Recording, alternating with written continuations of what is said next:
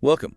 We're diving into some materials you've provided, focusing on, well, the current climate, geopolitically, philosophically. It's quite a set of sources, heavy stuff, really. Definitely. This isn't just about headlines, it's looking at how we're all kind of living and thinking in this really polarized time. Yes, the sources paint a picture of rigidity, conflict, both out there in the world, actual wars, and inside us, too, how we handle stress, how we even think. So, our goal here is pretty clear. Unpack these ideas. The sources talk about this intense polarization globally, and they contrast this dominant idea of sacrifice, constant struggle, with something older, maybe less known, a path towards, let's say, refined pleasure. Okay, let's unpack this. The source material really argues we're in a moment dominated by war, by this stiffness, and a real loss of nuance everywhere. Yeah, globally and personally, that lack of nuance jumps right out. It does. The sources aren't abstract about it. They point to, the two big conflicts everyone sees in the news. Right. But they also remind us there are several others, particularly in Africa, that get almost no attention. That really highlights the black and white way we focus, doesn't it? Right. What's important versus what's ignored. Exactly. And that external view, that selective attention, it mirrors our internal thinking, according to these sources. How so? Well, geopolitically, the observation is pretty stark. The world's become, as the source puts it, totally white or black, day or night. No middle ground at all. None. No room for diplomacy, compromise, it seems. And that binary thinking, it's not just for world leaders, is it? No, that's the key point. The sources stress it filters down into daily life, family arguments, social media spats, everything gets reduced. Good or bad, white or black, no shades. Precisely. And the original Spanish term used is striking, demental y duro, demented and hard. That's how it feels. That's powerful. And the analysis connects this current rigidity to something deeper, historic. It does. It traces it back, particularly in the West, to traditional Judeo-Christian structures, to a kind of core philosophy embedded there. Which is? They frame it as the cult of sacrifice. The idea being that historically in these traditions, enjoyment or pleasure wasn't really the goal, sometimes even discouraged. Sacrifice was the path, hardship, self-denial. That was seen as the way to virtue, to spiritual growth. Enduring is key. So, fast forward that idea to today, what does that look like now? Well, the sources suggest it morphs into this embrace of modern stoicism, or maybe just modern burnout culture. Right, the pressure to do it all, be resilient against everything, juggle work, family, stay positive, because strength means constant sacrifice. Exactly. And here's where the sources issue a really strong warning, almost a physical one. Okay. They say this constant performance, this denial, eventually leads to, tarde o temprano, la cabeza explodes. Sooner or later, the head explodes. Yeah, it's unsustainable, living by just pushing through, giving pity to keep going, as they put it, without actually enjoying the free moments.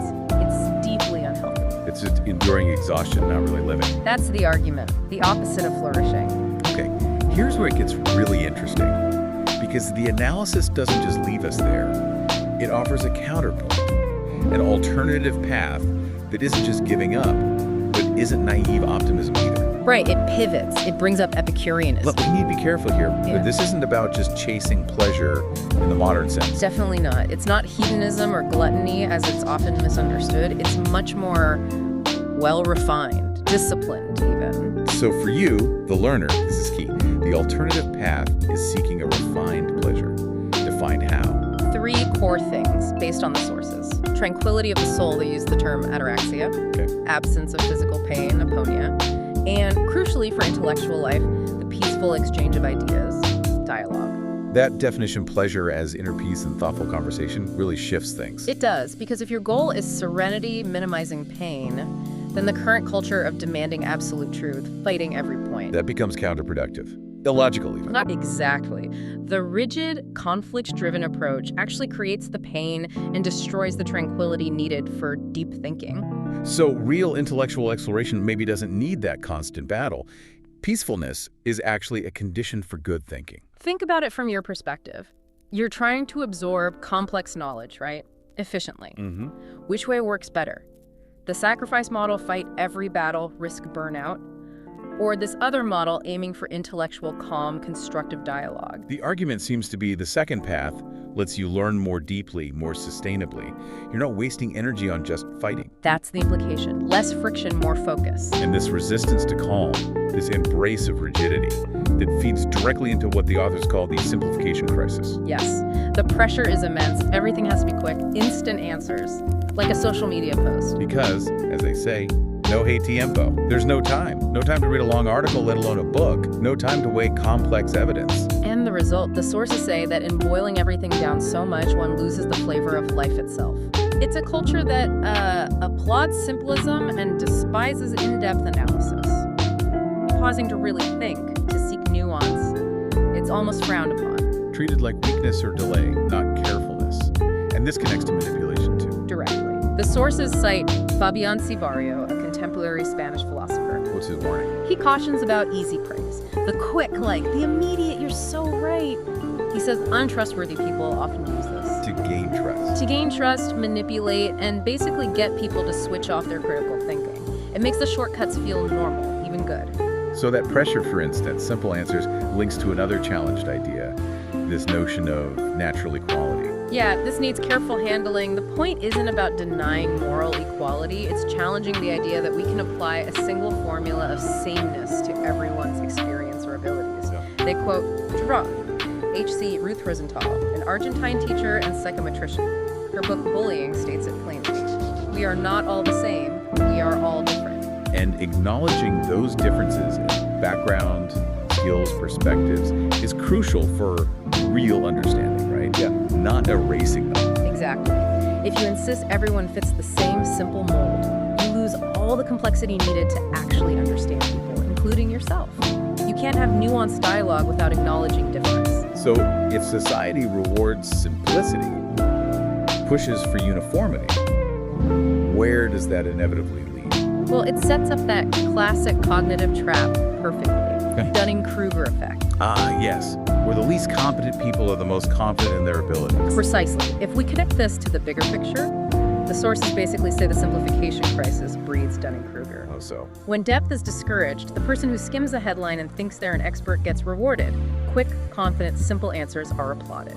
So those who know the least genuinely believe they know the most. That's the summary. Con eso digo todo. With that, I say everything. It's the logical, almost guaranteed outcome of valuing simplism over substance, over confidence built on shaky foundations. Okay, so we've got this cycle. Demand struggle, simplify everything, breed overconfidence in the uninformed. If relying on this system just keeps the conflicts going, internally and externally, what could possibly break it? The ending thought is, well, quite dramatic. It invokes the Latin phrase, Deus ex-machina. God from the machine. Yeah. Like an ancient Greek plays an outside force intervening. Exactly. The suggestion seems to be that maybe some external intervention or fundamental shift is needed because, as the text says, if we depend only on people stuck in this current loop, nothing will change. That's a pretty stark conclusion. So what does this all mean for you listening? It's a real challenge presented here. How do you balance the need for action, which sometimes requires that focused, maybe even sacrificial effort, with this need for refined, peaceful, nuanced thinking? The Epicurean ideal of tranquility for real understanding? That balance seems to be the core question left for you to explore. Absolutely. Our look today really zeroed in on that central choice presented in your sources. Stick with the cycle of sacrifice, rigidity, and simplification, or explore that other path toward tranquility and intellectual rigor.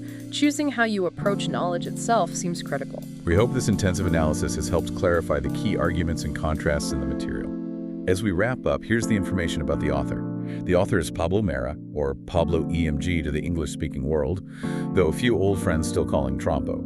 He adores Metallica and Oasis. He is still a rugger at heart, blood type A+A, and his podcast can be found across every platform. Pablo published over 12,950 posts upon his blog, pablomera.blogspot.com. You may write to him at tromp@hotmail.com. Thank you for joining us for this insightful look at war, sacrifice, and the ongoing search for perhaps a more peaceful way to think and live.